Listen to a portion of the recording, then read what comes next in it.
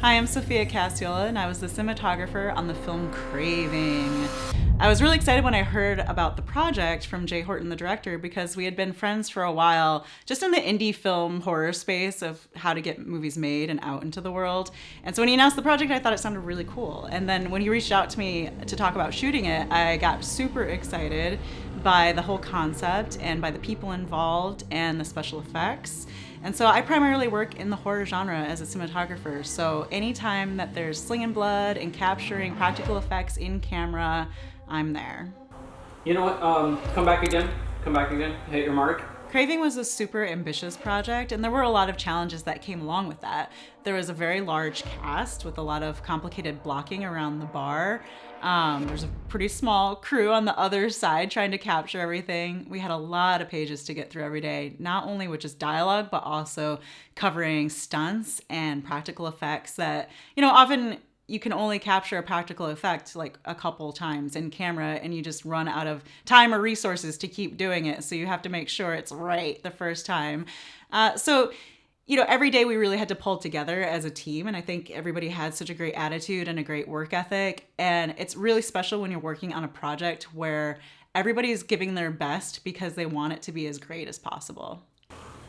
And action. So when we were building out the look for Craving, I really started with the time period it takes place, which is the 90s. And so I knew I wanted to go for that gritty 90s feel. And even though we were shooting digitally, I did a few things that I thought would help make it look like film, which is shooting widescreen in a wide aspect ratio. I also use black pro mist filters, which is a physical piece of glass that you put in front of the lens. And what that does is it kind of softens up the image a little bit. Like, film is very soft. And it also blooms out any practical light sources, which is another thing you'll notice in older movies. Like if you look at a lamp, it just has like a halo around it. It also softens up people's skin and does a few other things. But that was how I was building like the filmic look over digital. We also, made sure each section of the movie felt a little different. There's a lot of flashbacks that we went for a more yellower feel with the lighting. There's a lot of scenes by candlelight and by fire that have a different feel.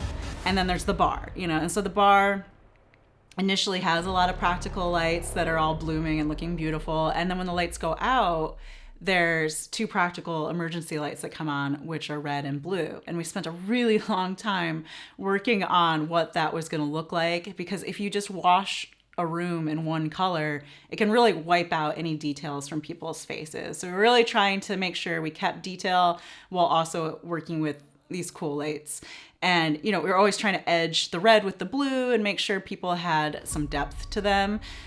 So it was a lot of considerations while we were shooting. Like a big chunk of the movie takes place in this lighting to make sure that it looks good the whole time. You can still see people.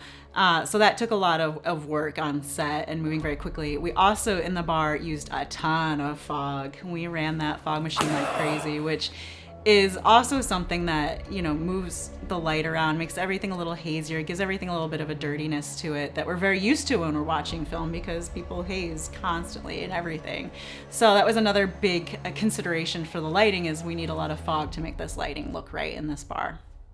You're not seeing red? No, it's good. Okay, good. Let me dial that all the way up and tell me if you still don't see red. The camera grip electric team for Craving was only 3 people. Which, if you know anything about making films, that's a very small number. And I think one of the reasons that Jason reached out to me about shooting this project is he knows from some of my previous work that I'm able to accomplish a lot with very limited resources.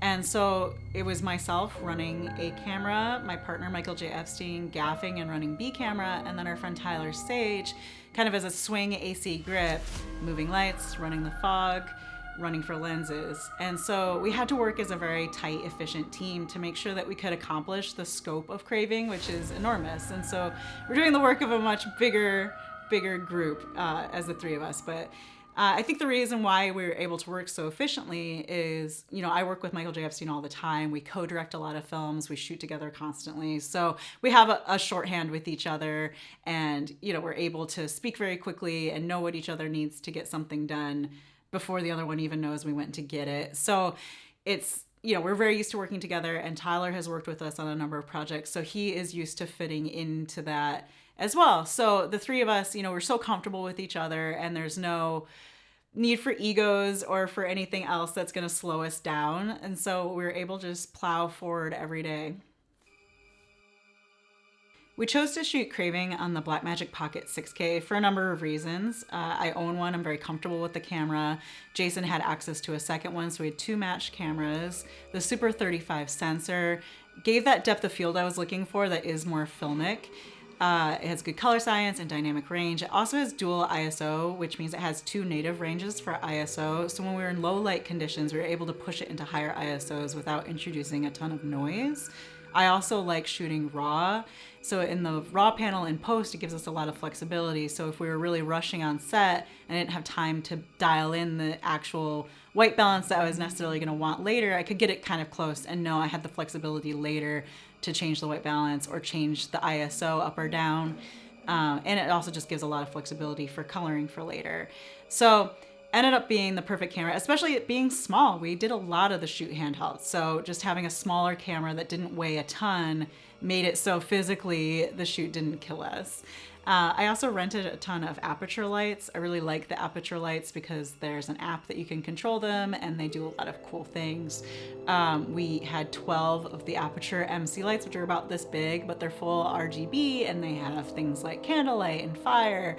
And we were sticking those things everywhere. One of the lights over the pool table wasn't actually connected to electricity, so there were always MCs in there when that was on. The fridge had an MC in it. The exit sign had an MC in it. So we were really sticking these everywhere just to add those practical lights. We often use them for face fill or for edge lights. So just super handy and useful and tiny. Also, a big part of the look of Craving was the Aperture Nova, which is kind of like the Aries Sky panel, but again, full RGB. So when we needed to fill the entire bar with red light, that was the light because it was bright and very, very pigmented. So I love that light. And then we had some other Aperture, more punchy lights like the 60s around, and we were moving those around to make sure we had good light in the corners and stuff. So that was pretty much the camera and lighting gear. We shot with Rokinon lenses mostly with the Black Pro Mist in front of it. Sometimes when we were using Monster Vision, as I like to call it, I have these iron glass lenses from the Ukraine where they take old Soviet lenses. It's the Helios 58 and I think the 37 I used a lot. And they add like a little wire inside and it will give like an anamorphic flare to the lens. So we use that a little bit with the flashlights with the policeman and with Monster Vision. And so I love pulling out kind of my trick lenses when I can and when I'm trying to achieve a different look. So that's pretty much the gear. Are we looking? All right. As basically a horror cinematographer, I have a lot of experience working with blood, but Robert Bravo does not mess around when it comes to slinging gallons and gallons of blood on set. So it's kind of like working with any other weather. If you're working in the snow or the rain, you need to wrap the camera up. And so I didn't want any of the liquid getting into any of the lens gears or into the camera fans or anything. So just basically wrap it in a trash bag and cut out little holes for the front of the lens. In front of my Black Pro Mist filter, I'd also use just a clear glass filter. Sometimes we use plexiglass. I know there's one shot in the movie where blood hits the plexiglass and it got all over us. We also sometimes wore ponchos ourselves if we thought the blood was really gonna hit us. Sometimes I didn't wear the poncho and the blood did hit me, which is just part of the game. But mostly it's all about protect the camera at all costs. Everything else can get bloody.